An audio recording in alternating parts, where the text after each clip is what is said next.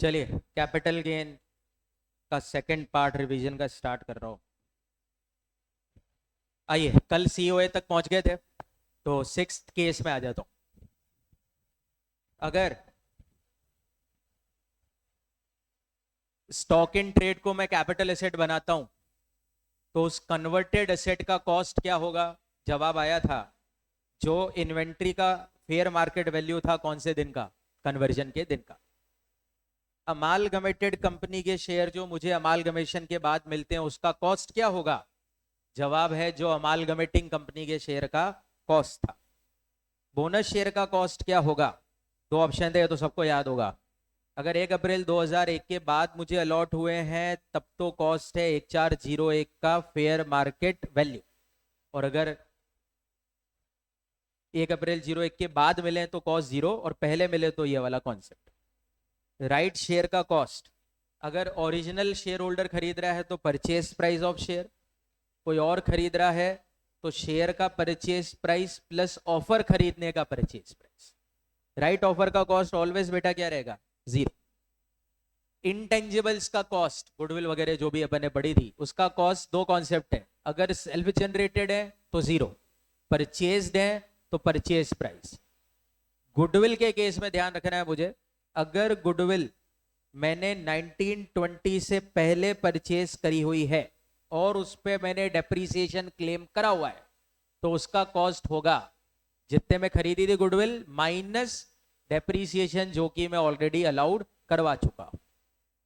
आगे था, ये जो इंटेंजिबल्स मैंने आपको लिखवाए थे इस कैटेगरी में, इन इंटेंजिबल का कॉस्ट जो कहां गए ये वाले इंटेंजिबल सारे, इनका कॉस्ट ऑफ इंप्रूवमेंट ऑलवेज क्या लेना है आपको?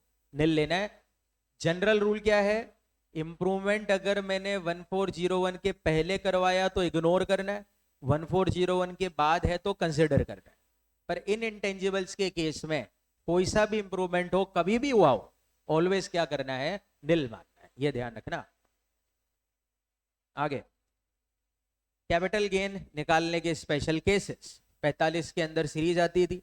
सबसे पहला आ गया मेरे सामने 45(1)(a। क्या था भाई? अगर मेरी कैपिटल एसेट डैमेज हो जाती है, अगर मेरी कैपिटल एसेट डैमेज हो जाती है due to following reasons, reason number 1 natural calamity, riots, accidental fire या एनिमी के एक्शन के तहत, तो उस डैमेज को ट्रांसफर बोलेंगे और उस पर कैपिटल गेन लगेगा। इसके लिए सेल कंसिडरेशन क्या माना जाएगा? जवाब था इंश्योरेंस क्लेम को माना जाएगा। और टैक्स यहां पे मुझको उस साल देना है जिस साल मुझे क्लेम रिसीव हो जाता है। यहीं से वो चालू होता था कॉन्सेप्ट कि जनरली मैं टैक्स देता हूं जब असेट ट्रांसफर होती है, पर यहां पे डैमेज वाले साल मेरी एसेट ट्रांसफर हो चुकी है पर मैं टैक्स उस साल दे रहा हूं जिस साल मुझे क्लेम रिसीव हो रहा है, तो यहां से वो चालू होता था। आइए 45(2), अगर मैं अपनी कैपिटल एसेट को स्टॉक इन ट्रेड में कन्वर्ट कर लेता हूं तो इसे भी ट्रांसफर बोला जाएगा और इसके लिए सेल कंसिडरेशन माना जाएगा कन्वर्जन के दिन की एफएमवी को। बोलो किसको माना जाएगा? कन्वर्जन के दिन की फेयर मार्केट वैल्यू। और टैक्स मुझे उस साल देना है जिस साल स्टॉक इन ट्रेड सेल हो जाएगा। बोलो क्या सेल हो जाएगा? Stock in trade. अगला 45(5), अगर मेरी कैपिटल एसेट का कंपलसरी एक्विजिशन हो जाता है तो कैपिटल गेन का क्या?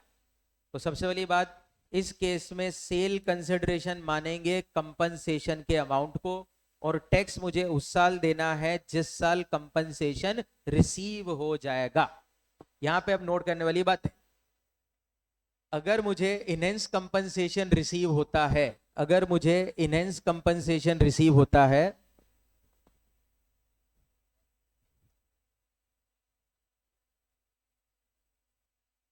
हाँ, अगर मुझे इनहेंस कंपनसेशन मिलता है तो उसका ट्रीटमेंट क्या है भाई? इनहेंस कंपनसेशन उस ईयर टैक्सेबल होगा जिस ईयर मुझे इनहेंस कंपनसेशन रिसीव हुआ है, जनरल रूल। उस इनकम को कैपिटल गेन ही कहना है। नंबर 2 रूल, कॉस्ट 0 माननी है उसके लिए। नंबर 3 रूल, और इसमें एक केस और आता था कि अगर इनहेंस कंपनसेशन मुझे मिलता है किसके कारण? इंटरिम ऑर्डर के कारण, कोर्ट के इंटरिम ऑर्डर के कारण, तो उस इनहेंस कंपनसेशन पे मुझे उस साल टैक्स देना है जिस साल फाइनल ऑर्डर रिसीव हो जाएगा। यहां पे नोट करना था। अगर कंपनसेशन रिड्यूस कर देती है गवर्नमेंट बाद में, तो फिर रिकम्प्यूटेशन ऑफ इनकम कर लिया जाएगा। अगर बाय चांस जिसके नाम पे एसेट थी उसकी डेथ हो जाती है, ट्रांसफरर की डेथ हो जाती है, तो फिर इनहेंस कंपनसेशन टैक्सेबल होगा किसके हाथों में? लीगल हायर्स के हाथों, अगर मिलता है। आगे आ जाओ, ये तो अभी अभी डिस्कस कर रहे थे अपन। 46 सेक्शन आता था, क्या था भाई 46? लिक्विडेशन पे कैपिटल गेन कैसे लगता है। तो दो पार्टी इन्वॉल्व होती है लिक्विडेशन में, एक कंपनी होती है, एक शेयर होल्डर होता है। कंपनी के लिए 46(1) लगता है, ट्रांसफर नहीं मानते, कोई टैक्स नहीं निकालता। शेयर होल्डर के लिए ये ट्रांसफर ऑफ शेयर माना जाता है, बोलो क्या माना जाता है, और उन पे कैपिटल गेन निकालना है। सबको अच्छी तरह से पता है शेयर होल्डर के लिए कैपिटल गेन कैसे निकलता है। सबसे पहले मैं ये देखूंगा कि मुझे कंपनी से क्या मिला, उसकी एसेट की मार्केट वैल्यू देख लूंगा, उसमें से माइनस कर दूंगा, बताइए क्या? डीम डिविडेंड जो एक्यूमुलेटेड प्रॉफिट तक माना जाता है। जो बचेगा वो मेरे शेयर की सेल प्राइस है, उसमें से मैं शेयर का कॉस्ट या इंडेक्स कॉस्ट घटा दूंगा, और जो बचेगा वो मेरा कैपिटल गेन आ जाएगा, शॉर्ट या लॉन्ग। आइए बायबैक पे क्या होता है, 46A बायबैक पे क्या होता है। यहाँ पे टेबल आपके सामने है। अगर बायबैक शेयर्स का हो रहा है, अगर बायबैक शेयर्स का हो रहा है, तो कंपनी के लिए क्या होगा, शेयर होल्डर के लिए क्या होगा। सुनते जाइए अच्छी तरह से। अगर बायबैक डोमेस्टिक कंपनी करती है, तो कंपनी को टैक्स देना है एक सेक्शन 115 QA के अंदर। बायबैक पे कंपनी को टैक्स देना है एट द रेट ऑफ 23.296%। ये आएगा नहीं आपके कोर्स में। शेयर होल्डर के लिए यही बायबैक अगर बात करें, तो शेयर होल्डर के लिए ये बायबैक पूरी तरह से एग्जेम्प्ट हो जाएगा। मेरे को लगता है 1034 है सेक्शन, हाँ 24A नहीं है, ये 34 है। तो 1034A सेक्शन में ये बायबैक का पूरा ट्रांजैक्शन शेयर होल्डर के लिए एग्जेम्प्ट है। पर अगर बायबैक डोमेस्टिक कंपनी के अलावा कोई कंपनी करती है, तो कंपनी नो ट्रीटमेंट, और शेयर होल्डर के लिए कैपिटल गेन की इनकम बन जाएगी जो भी उनके लिए बनती है। और स्पेसिफाइड सिक्योरिटीज का बायबैक है, तो फिर कंपनी के लिए नो ट्रीटमेंट और शेयर होल्डर के लिए कैपिटल गेन की इनकम आपके साथ। अगला स्लम सेल, सबको पता है अच्छी तरह से। जब मेरी अंडरटेकिंग लमसम कंसिडरेशन में मैं बेच देता हूं, तो इसे क्या कहा जाता है, स्लम सेल कहा जाता है। यहां पे नोट करने वाली बात है, स्लम सेल के केस में मैं इंडिविजुअल एसेट की वैल्यू नहीं निकालता हूं, लमसम पैसे में पूरी यूनिट बेच देता हूं। स्लम सेल के केस में सेल प्राइस क्या होगी, तो सिंपल है, एक्चुअल सेल प्राइस जितने में बेची, या market value whichever is higher. अरे सेल प्राइस ये रहती है स्लम सेल में। आगे आपके सामने, जब मैं कैपिटल गेन निकालूंगा स्लम सेल पे, तो नेचर कैसे डिसाइड करूं, लॉन्ग है कि शॉर्ट, तो अंडरटेकिंग के होल्डिंग पीरियड से डिसाइड करूंगा। अगर अंडरटेकिंग 36 महीने से पुरानी है तो लॉन्ग, 36 महीने या उससे कम है तो शॉर्ट। बोलो यार, ठीक है। अंडरटेकिंग की कॉस्ट क्या रहेगी, COA क्या रहेगा, तो अंडरटेकिंग का कॉस्ट रहेगा बेटा ट्रांसफर के दिन उस अंडरटेकिंग का जो नेटवर्थ था। बोलो क्या था, नेटवर्थ। नेटवर्थ कैसे निकाला जाता है, तो असेट में से क्या माइनस करनी है, लायबिलिटीज। यहां पे अब नोट करने वाली बात थी कि जब मैं असेट की वैल्यू निकालूं तो कैसे निकाल ली है। अगर मेरी असेट कौन से टाइप की है, डेप्रीशिएबल, तो उसकी WDV को जोड़ूंगा जो इनकम टैक्स के तहत आनी चाहिए।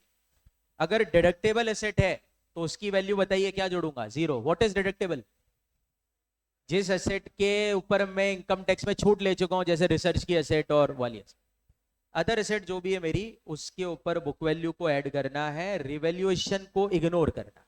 बोलते जाओ ना, ठीक है। और ये करके मैं निकाल लूंगा। इंडेक्सेशन लॉन्ग होने पर भी मेरे को नहीं करना है, ठीक है। अगला सेक्शन सबका बाप, ऐसा कोई क्वेश्चन नहीं था जो इसके बिना हो। 50C, ये तो याद होगा सबको अच्छी तरह से। एक बार मैं 50C की बता दूं बातचीत। अगर मैं लैंड और बिल्डिंग ट्रांसफर कर रहा हूं और उसकी सेल प्राइस उसकी स्टाम्प वैल्यू से कम है, तो स्टाम्प वैल्यू को सेल कंसिडरेशन मानना है। बोलो ना। पर यह नियम के लिए जरूरी है कि स्टाम्प वैल्यू सेल कंसिडरेशन के 110% से ज्यादा होनी चाहिए। यहाँ पे प्रॉब्लम थी कौन से दिन की स्टाम्प वैल्यू को बेस बनाओ, एग्रीमेंट के दिन की रजिस्ट्री के दिन। तो कंडीशन पूरी करी तो एग्रीमेंट वरना रजिस्ट्रेशन।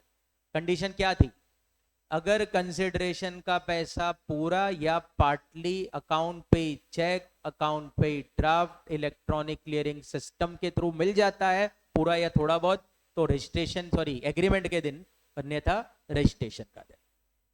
और क्या था, अगर वैल्यूएशन ऑफिसर की वैल्यू पिक्चर में आ जाती है तो उसे तभी यूज करना है जब वो बीच में है। याद है ना सबको, बीच में आनी चाहिए एक्चुअल सेल प्राइस और स्टाम्प वैल्यू। बस और क्या था इसका।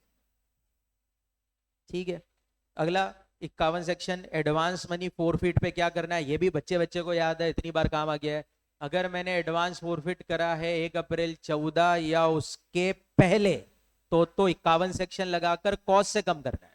और अगर एडवांस फोरफिट मैंने कब करा है 1/4/14 या उसके बाद, तो फिर आईओएस की इनकम बनाना है, इसको सीधे 5629 लगता है, 5629 लगता है।